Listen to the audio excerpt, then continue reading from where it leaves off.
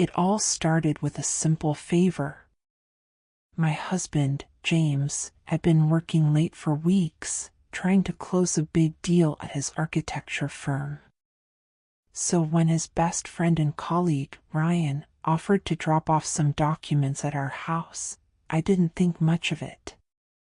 Ryan and I had always gotten along. He was charming, funny, and had a way of making people feel at ease. Over the years, he'd become a regular presence in our lives, joining us for dinners, holidays, and even vacations. I considered him a friend, someone I could trust. But that night, everything changed. Ryan arrived at the house around 8 p.m., carrying a folder of papers and a bottle of wine. "Hey, Claire," he said, flashing his signature grin. "James said you might need some company tonight." I laughed, stepping aside to let him in. "That's sweet of him. But you really didn't have to bring wine." "It's the least I could do," he said, handing me the bottle. "You've been holding down the fort while James is working his ass off. You deserve a treat."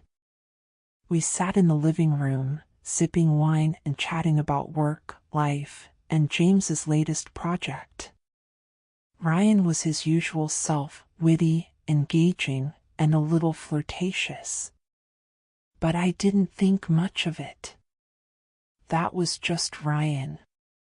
As the evening went on, the conversation grew more personal. Ryan started asking about my marriage, about whether James was still the romantic guy he'd been when we first started dating. I shrugged, feeling a little uncomfortable. "Marriage is work, you know? But we're happy." Ryan leaned in closer, his eyes locking onto mine. "That's good to hear. But I have to admit, I've always wondered what it would be like to be with someone like you." I froze, my glass halfway to my lips. "Ryan, that's not appropriate." He didn't seem to hear me. Instead, he reached out and brushed a strand of hair away from my face, his fingers lingering against my skin. "You're so beautiful, Claire," he said, his voice low and intense. "And I can't help thinking, you deserve someone who really appreciates you." I set my glass down, my heart pounding. "Ryan, stop. This isn't okay." But he didn't stop. Instead, he closed the distance between us, his lips crashing into mine. I tried to push him away, but he was stronger, his hands gripping my wrists as he pressed me into the couch. "Come on, Claire," he whispered, his breath hot against my ear. "You know you want this. Just let it happen." I shook my head, panic rising in my chest. "No, Ryan. Please. Don't do this." But he didn't listen. Instead, he slid his hand under my shirt, his touch rough and demanding. I felt a wave of nausea as his fingers fumbled with the button of my jeans. "Put your big tool in me," he muttered, his voice thick with desire. The words sent a chill down my spine. This wasn't Ryan, the friend I'd known for years. This was someone else, someone dangerous, someone I didn't recognize.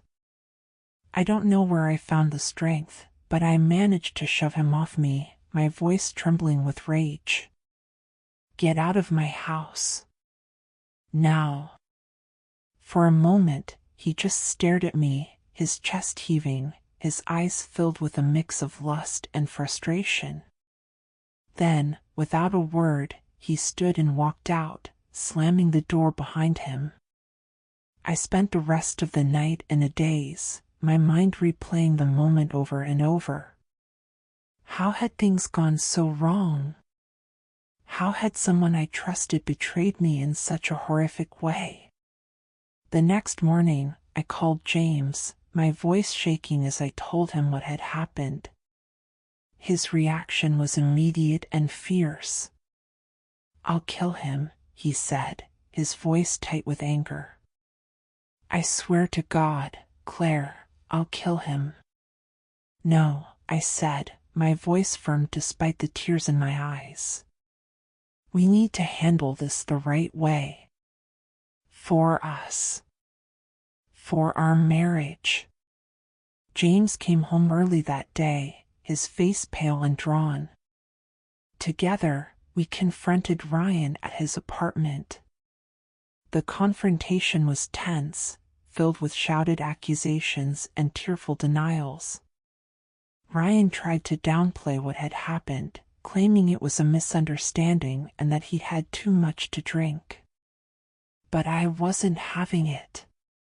"You knew exactly what you were doing, Ryan. And you need to take responsibility for it." In the end, Ryan agreed to step back from his role at the firm and seek counseling. It wasn't the justice I'd hoped for, but it was a start. In the weeks that followed, James and I worked to rebuild our relationship. We started seeing a couples therapist, someone who helped us navigate the pain and betrayal we were both feeling. It wasn't easy. There were moments of anger, of doubt, of fear. But through it all, we held on to each other, determined to come out stronger on the other side.